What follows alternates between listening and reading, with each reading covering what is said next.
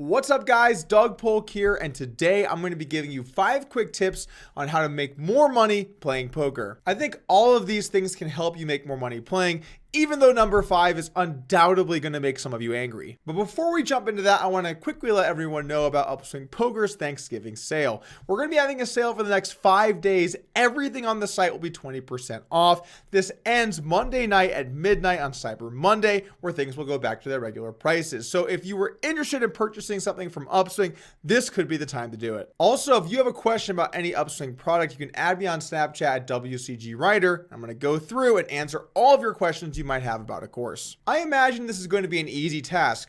5 or 6 people tops. Okay, maybe 10 or 20. But I can't imagine it being more than that. Also, if you send me an image, I'm not clicking on it. It's one of the reasons I had to go private on Snapchat to begin with. But anyway, you can use this code to get 20% off anything on the site. So if you're interested, now is probably the time to check it out. All right, with that out of the way, let's go ahead and jump into tip number 1. Our first tip is a simple one. Whenever you're taking a line for value, let's say you check raise to set, bet the turn, and you're jamming the river. Or let's say you called 2 streets and hit the nuts in the river and you're going for a check raise. Or let's say you c-bet the turn and you major draw in the river. Any one of those situations where you have a good hand and you're about to put in the rest of your chips or a bunch of them. Take a brief moment and stop and ask yourself, what hands would I bluff here with? If the answer is none, or the answer is you can't think of a specific hand, then you're probably not bluffing enough. Okay, so maybe that tip wasn't so quick, but it's a fantastic way to improve your play. In fact, one of the ways I was able to get better at poker was whenever I played a hand, and I looked at the line I took and I thought to myself, well, what would I bluff here with? If the answer wasn't so clear, then I'd take some time after the session to figure out good bluff hands. Let me give you a simple example. Let's say you call an open with pocket 5s and float against a small bet on a board like Jack 8 deuce.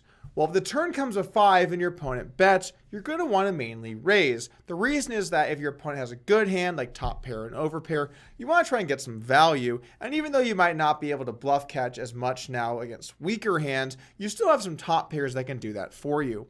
Well, in these situations, a lot of players don't figure out how to also raise enough bluffs. You can't only raise your 5s. If you're playing someone that you knew was doing that, then you could just always fold the raise unless you had a higher set. So you have to figure out some bluffs.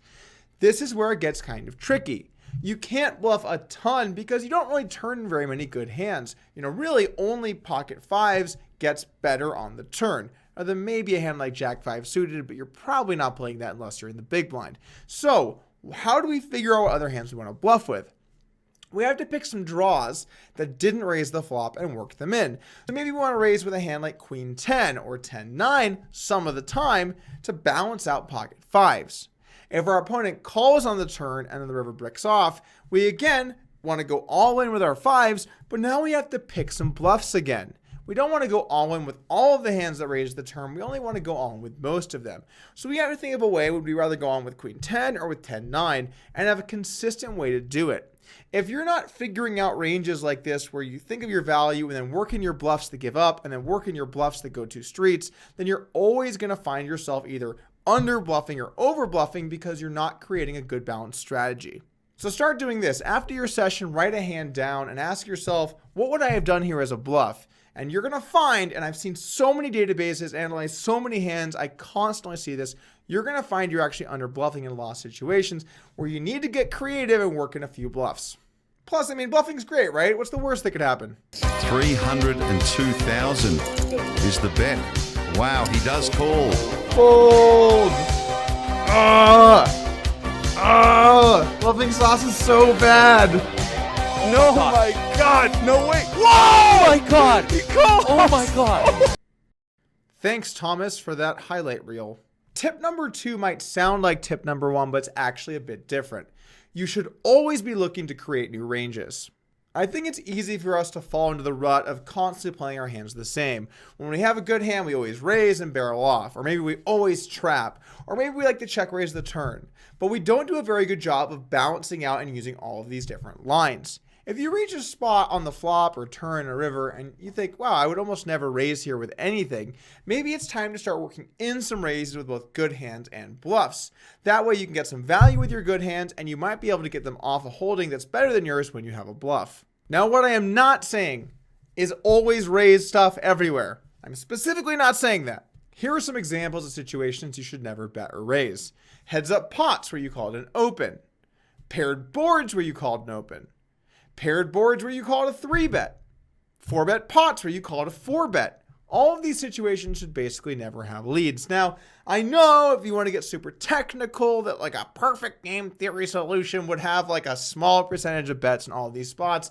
I know that. But we're going to be checking mainly no matter what, and it simplifies our decision by doing that. If you have to try and figure out what 2% of hands you'd want to bet with and 98% of hands are going to check, you add complexity for not very much upside. But in most spots, we do want to have bets or raises. Most turns and rivers, we can hit some good hands as well, and we also want to find some hands that want to bluff. So always be aware and thinking about when do I want to create a new situation to raise my opponent's bet or bet when my opponent checked. Always be thinking about those spots, and then maybe you can get some new and creative ideas to create some ranges. Ooh. And there it goes. Folks decides to ship it all in there. Jason moves all in, and Doug snap calls. Folks shoots it all in there, and then the ace snaps right off. You just have to say that you're fine when you're not really fine, but you just can't get into it because they would never understand. Thanks, Thomas. Tip number 3 is to find tough games where you can learn and get better. Now, that does not mean every day you should play tough games. In fact, the majority of the time you should be searching for soft games. But I would recommend, even if you're a live poker player, sometimes play a little bit online to try and stay sharp and hone your skills. That also means if you're a live player, once in a while, if you see a tough table with a lot of regs, jump in there and see if you can hang.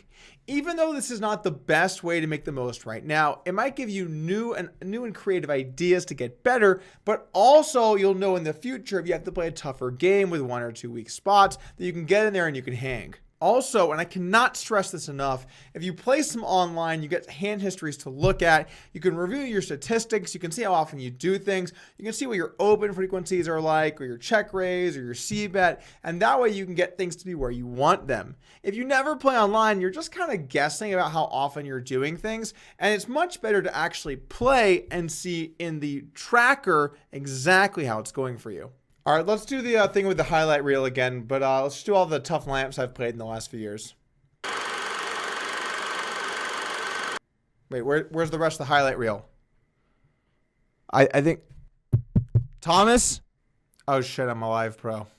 Tip number 4 is always compare your game to good players to see if you can figure out things to add into your own game. One of the things that allowed me to move up in heads up no limit quickly was that anytime I played someone and I thought they did something particularly well, I would steal their idea and try and do it better. Now, that did not mean I always put everything I saw into my game. Most things I saw sucked, but occasionally you'll play someone and you'll realize they're doing something very well that you might want to add into your game. When you're watching a good player play, write a few things that they do down that you might not be doing yourself.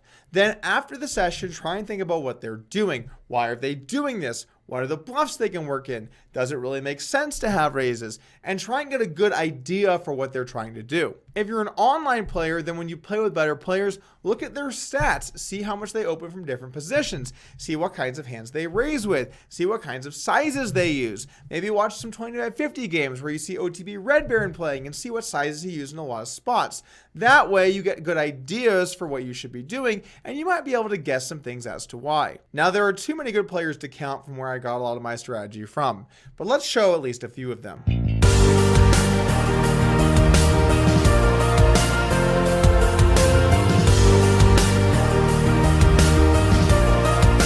No, that is not the list.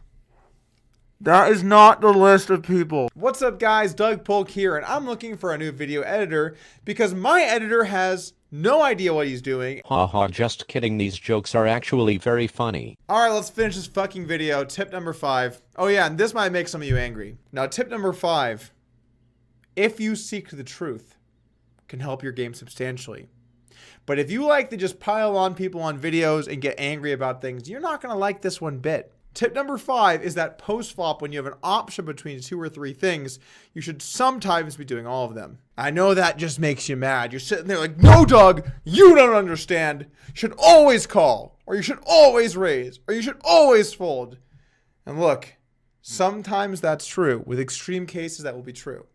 But most hands post-flop, you got to mix in some other stuff. And I know this is going to make you mad. If you have a hand so tough that you post and want the answer is almost always you should be doing some of both of your options. If your opponent jams the river and you just don't know what to do, flip a coin. It sounds like a joke, but it's actually true. In spots that are really close, then you have to decide how much you should be doing it. If you have a really bad hand, you can probably always fold. And if you have a really good hand, then you should obviously either call or always raise. But when you have that middle hand, sometimes it's not really clear what you should be doing. In those spots, you likely have to sometimes call and sometimes fold, or sometimes call and sometimes raise. And that's just the way that things are in poker. What makes poker such a beautiful game is that the strategy is deep and complex. Oftentimes, you'll have to mix in small amounts of things, and people aren't good at doing that. If you're on your computer, maybe you can use a randomizer and do something a couple percentage of the time. But when you're at a table, people don't want to have to do that, and they're also not good at picking out those unlikely events. Now, I get it. When you're in the situation, you can only do one thing. You can only either call or fold. But you want to pretend like you're in that spot 100 times or 1,000 times. What would you want to do over all of those 100 times or all of those 1,000 times? And if the answer is close, you probably want to do some of both options. One of the absolute most important things in poker is finding balance. And here we're talking about balance within the context of our entire strategy. Figure out ways to do something a small amount at a time. If something seems like it should mainly be a call or it's a better call, then do that most of the time. But once in a while, work in some bluffs, work in some raises. This also can account for sometimes when we see it what looks to be a crazy play, maybe it was only happening a small percentage of the time. And if you want to be an elite player, you have to understand that low frequency moves can look weird or crazy, but in the context of an entire strategy, they can oftentimes be good. Let's take a look at some spots that at first glance might seem wrong, but actually have a lot of merit. She puts in 6 bets with Jack high. Oh, he is sick and twisted. It's a man that doesn't like to fold. This is sick. Buddy, they cooler me 50 times a day, every day. I folded it, Mike. I just folded it. That was the worst fold I ever saw in my life. No. None of those plays. Well, that's going to do it here today. I definitely want to thank my video editor for all the awesome editing and really highlighting a lot of the tips today. That was great. And again, guys, we have a sale going on at upswingpoker.com. This code below, 20% off everything on the site. If you're interested, you can talk to me on Snapchat. I'll answer your questions. I'll see you guys again soon.